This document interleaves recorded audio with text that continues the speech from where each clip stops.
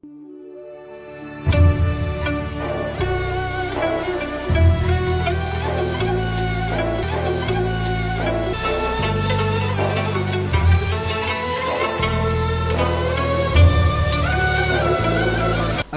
بالله من الشيطان الرجيم.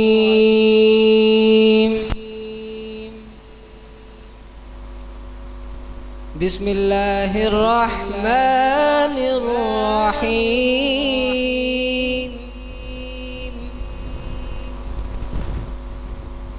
أفحسبتم أنما خلقناكم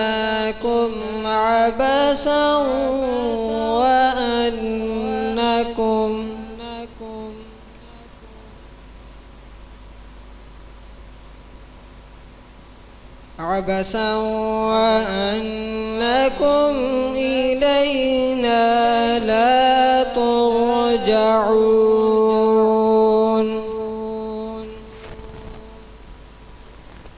فتعالى الله الملك الحق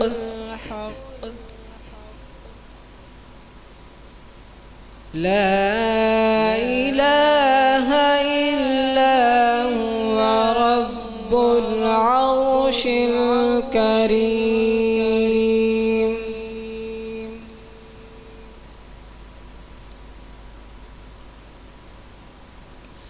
ومن يدع مع الله إلها آخر لا برهان له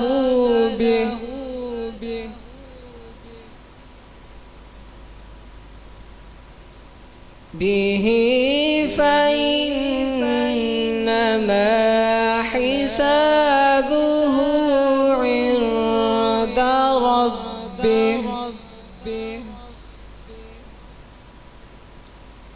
إنه لا يفلح الكافرون.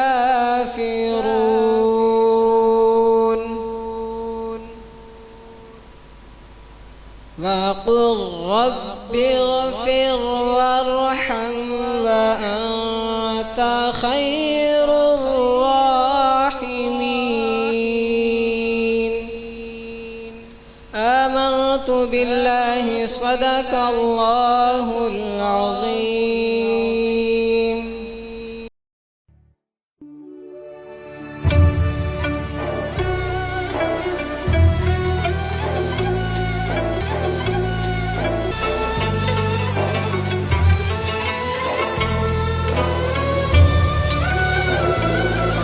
غم کس طرح مٹائی دے غم خار جان دینے نوکر دا حال کیے سرکار جان دینے. غم کس طرح مٹائی دے غم کس طرح مٹائی دے غم خار جان دینے نوکر دا حال کیے سرکار جان دینے نوکر دا حال کیے سرکار جان دینے. دسن دی لوڑ کوئی نہیں کیونکہ میں جانتا ہوں. دسن دی لوڑ کوئی نہیں کیونکہ میں جانتا ہوں. میرے دل دا حال میرے دل دا حال میرے دلدار جان دینے نوکر دا حال کیے سرکار جان دینے. غم کس طرح مٹائی دے غم کس طرح مٹائی دے غم خار جان دینے نوکر دا حال کیے سرکار جان دینے. میرے نبی میرے نبی میرے نبی میرے نبی میرے نبی غم کس طرح مٹائی دے غم کس طرح مٹائی دے غم خار جان دینے نوکر دا حال کیے سرکار جان دینے. تائیوں اے جان چاہتے سرکار دے دوارے تائیوں اے جانا چاہتا ہے سرکار دے دوارے مل دی شفا مدینے مل دی شفا مدینے بیمار جان دینے نوکر دخال کیے سرکار جان دینے غم کس طرح مٹائی دے غم کس طرح مٹائی دے غم خار جان دینے نوکر دخال کیے سرکار جان دینے میرا شوق نات دے وچ ذکر رسول ہووے میرا شوق نات دے وچ ذکر رسول ہووے میرے شوق نو اے میرے شوق نو اے میرے سب یار جان دینے نوکر دخال کیے سرکار جان دینے غم کس طرح مٹائی دے غم کس طرح مٹائی دے غم خار جان دینے نوکر دخال کیے سرکار جان دینے نوکر دخال کیے سرکار جان دینے غم کس طرح مٹائی دے غم کس طرح مٹائی دے غم خار جان دینے نوکر دخال کیے سرکار جان دینے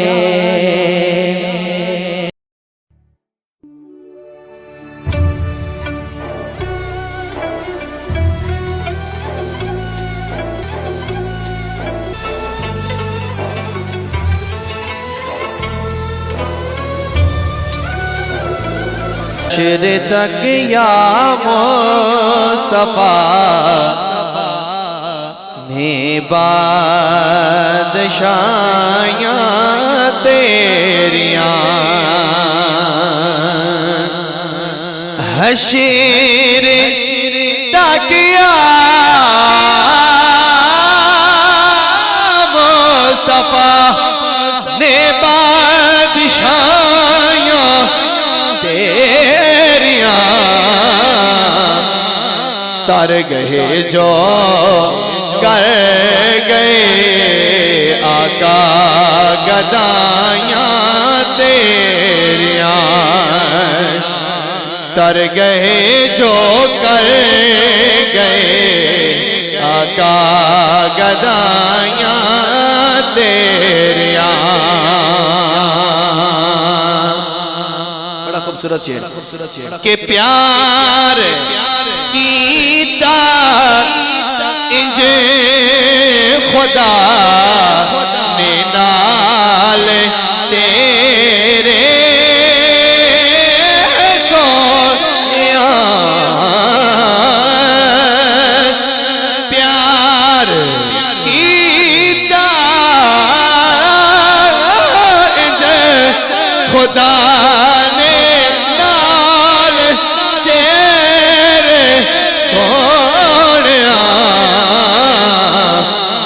نوریاں دے شاکلوں تلیاں چمائیاں تیریاں نوریاں دے شاکلوں تلیاں چمائیاں تیریاں اور میری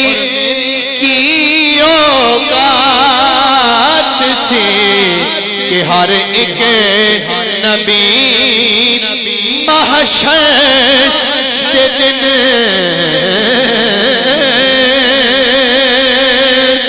میری کی اوقات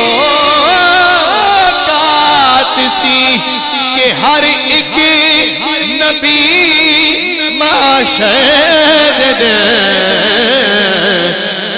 ایک خدا دے سامنے دتیاں دہائیاں تیریاں ایک خدا دے سامنے دتیاں دہائیاں تیریاں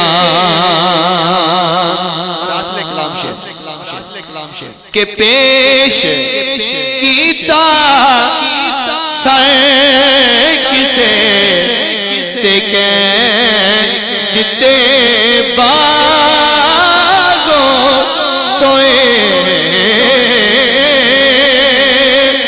پیش کیتا انج خدا نے پیش کیتا سر کسے تے کہیں جتے بازوں توئے پیش کیتا سر کسے تے کہہ دیتے بازوں دوئے کٹ گئے پر دے گئے سارے گواہیاں تیریاں کٹ گئے پر دے گئے سارے گواہیاں تیریاں اور اس کلام کا سب سے بڑا شعر آنکھیا شبیر نے نانے نو اے وقتے ودا آنکھیا شبیر نے نانے نو اے وقتے ودا کسے نہیں سکدا دل میرا نانا جدائیاں تیریاں سہ نہیں سکدا دل میرا نانا جدائیاں تیریاں اور مگتا حساب حاکم بھول گئے تعداد دے بڑے لگی پئے کیوں حساب حاکم بھول گئے تعداد دے بڑے لگ پئے کیونکہ جد انہوں قبر وچ آقا ناتا سنایا تیریاں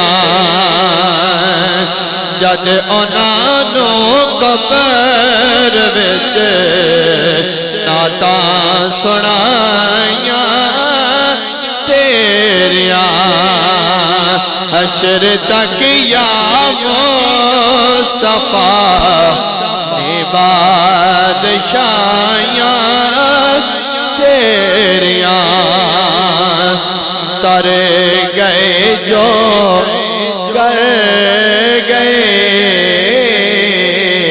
آقا گدائیاں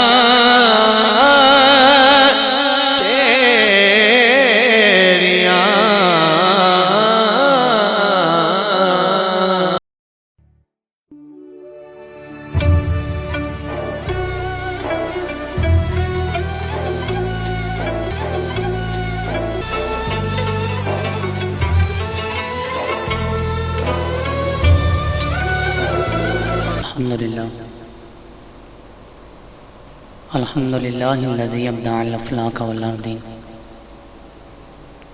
والصلاة على من كان نبيا وآدما بين الماء والطين وعلى آله وأصحابه أجمعين أما بعد فأعوذ بالله السميع العليم من الشيطان اللعين الرجيم بسم الله الرحمن الرحيم ببركته إن الله وملائكته يصلون على النبي يا أيها الذين آمنوا صلوا عليه وسلموا تسليما اللهم صل على سيدنا ومولانا محمد وعلى آل سيدنا ومولانا محمد وبارك وسلم وصلي عليه الصلاة والسلام عليك يا سيدي يا رسول الله وعلى آلك وأصحابك يا سيدي يا حبيب الله.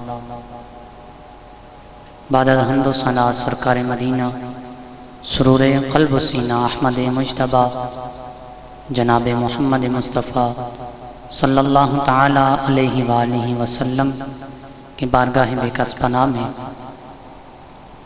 ہدیہ درود و سلام پیش کر لینے کے بعد انتہائی عزت و تکریم کے لائق ناظرین و سامعین، السلام علیکم ورحمۃ اللہ وبرکاتہ.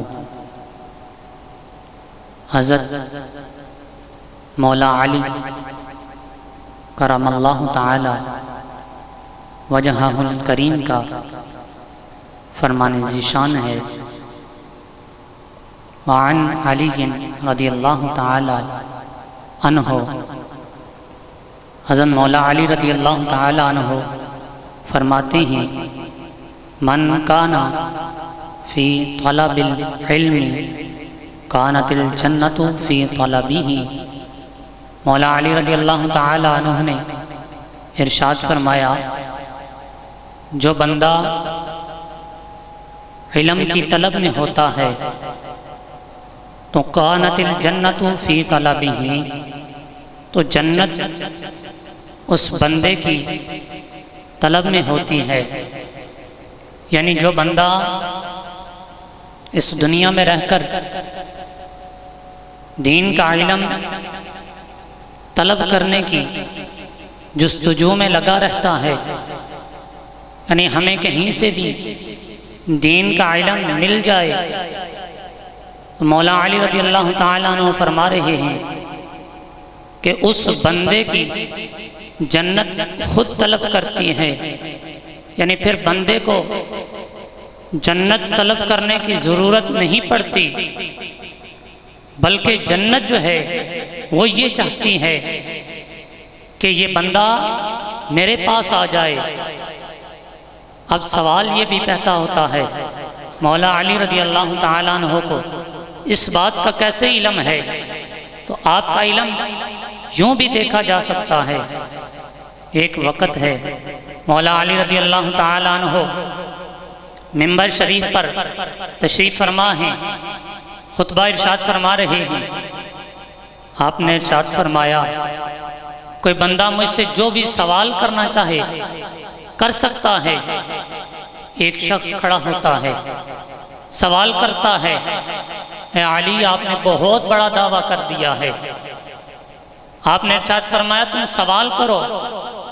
سائل سوال یہ کرتا ہے، آپ یہ بتائیں کہ جبرائیل اس وقت کہاں ہے؟ جبرائیل کہاں ہے؟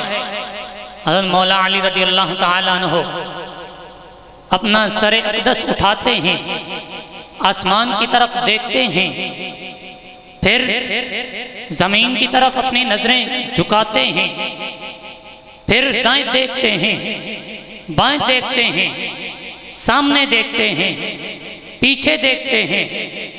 آپ ارشاد فرماتے ہیں، اے سوال کرنے والے تو ہی جبرائیل ہے. اس سائل نے کہا، اے علی آپ کو کیسے پتا چلا کہ میں جبرائیل ہوں؟ حضرت مولا علی رضی اللہ تعالیٰ عنہ فرماتے ہیں کہ جس وقت میں نے آسمان کی طرف دیکھا تو میں نے عرش معلیٰ تک، جہاں پر اے جبرائیل آپ کا مقام ہے، وہاں پر دیکھا، زمین کے اندر دیکھا، تحت الثری تک دیکھا. مجھے نہ ہی آسمانوں میں جبرائیل نظر آیا، نہ ہی زمین کے اندر جبرائیل نظر آیا. دائیں دیکھا وہاں بھی جبرائیل نہیں ہے، بائیں دیکھا وہاں بھی جبرائیل نہیں ہے، اور آگے دیکھا، پیچھے دیکھا، کہیں بھی جبرائیل نظر نہیں آیا. اگر جبرائیل اور کہیں نہیں ہے تو جبرائیل سوال کرنے والا ہی ہو سکتا ہے. تو اے سائل تو ہی جبرائیل ہے.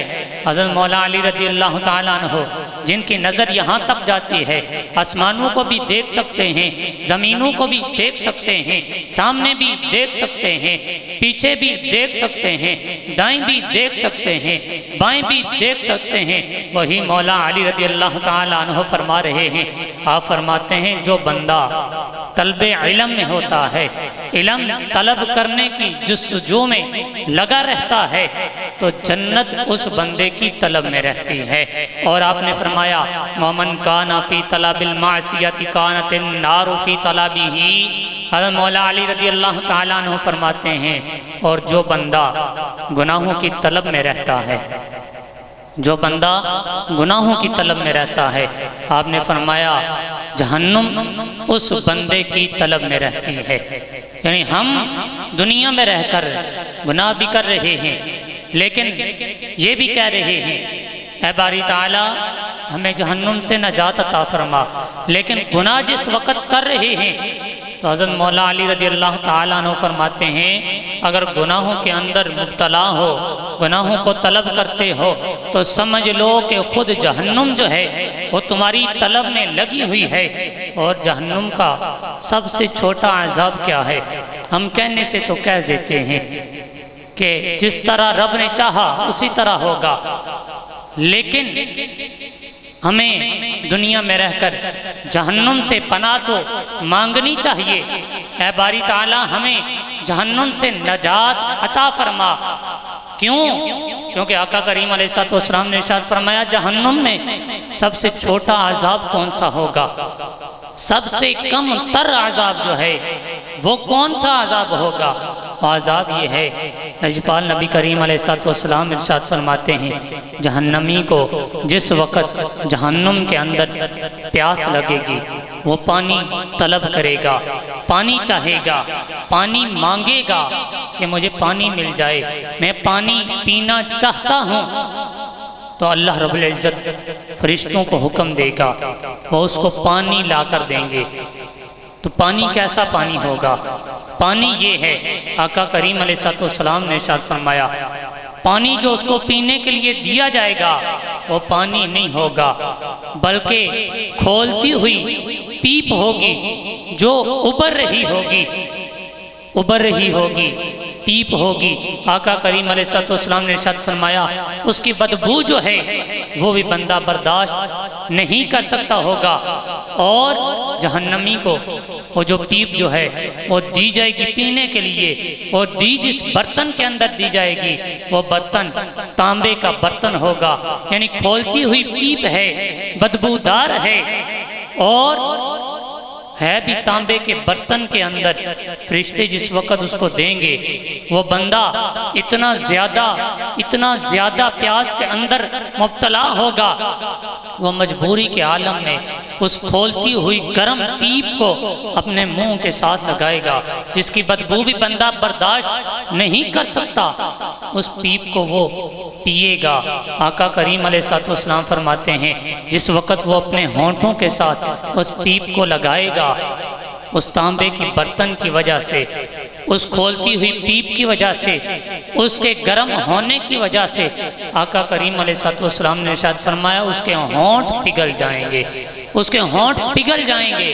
وہ اس پیپ کو پیے گا، جس وقت پیتا جائے گا پیپ اندر جا رہی ہے، جن جن آنتوں سے گزر رہی ہے ساری کی ساری آنتیں کٹ رہی ہیں، کٹ کر آقا کریم علیہ السلام نے ارشاد فرمایا اس پیپ کے ساتھ ساری کی ساری آنتیں جو ہیں اس کے پیشاب کے راستے سے باہر نکل جائیں گی۔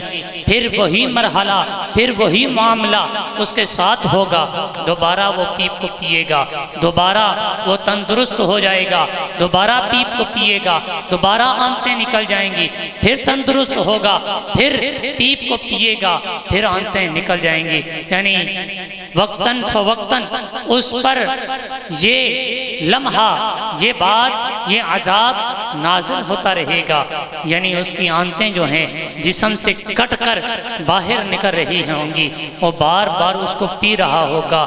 یہ جہنم کا سب سے چھوٹا عذاب آقا کریم علیہ السلام نے ارشاد فرمایا۔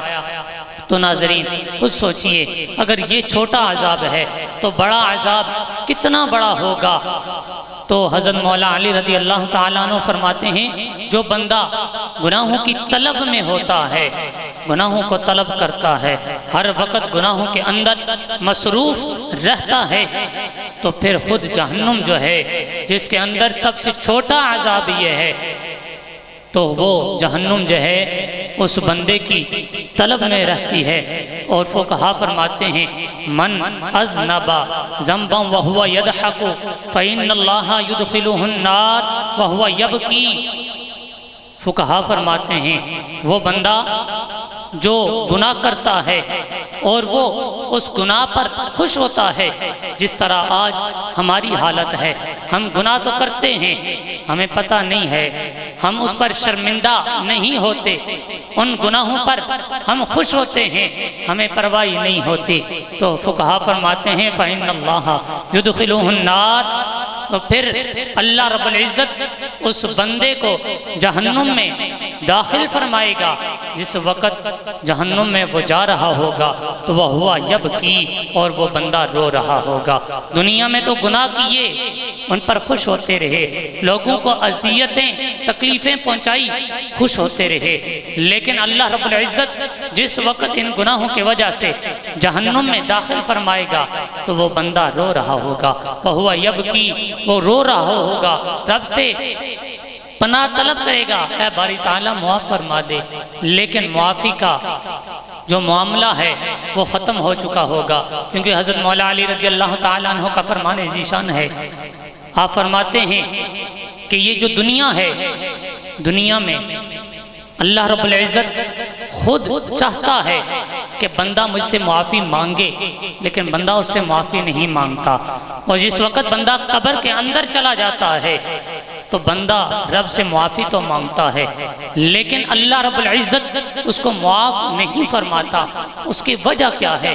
معافی کا جو معاملہ ہے، جس وقت تک جسم کے اندر روح ہے اس وقت تک ہی ہے، جس وقت جسم کے اندر سے روح نکل گئی معافی کا معاملہ ختم ہو جاتا ہے۔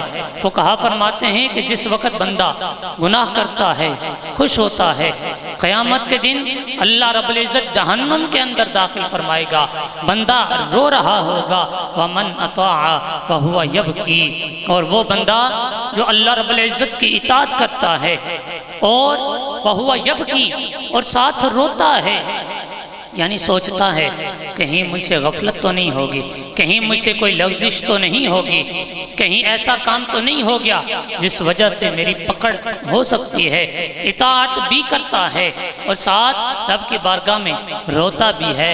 فَإِنَّ اللَّهَ يُدْخِلُهُ الْجَنَّةَ، تو اللہ رب العزت اس بندے کو جنت کے اندر داخل فرمائے گا، یعنی دنیا میں اطاعت کی اور ساتھ روتا رہا تو اللہ رب العزت جنت عطا فرمائے گا۔ جس وقت رب جنت عطا فرمائے گا معاملہ کیا ہوگا؟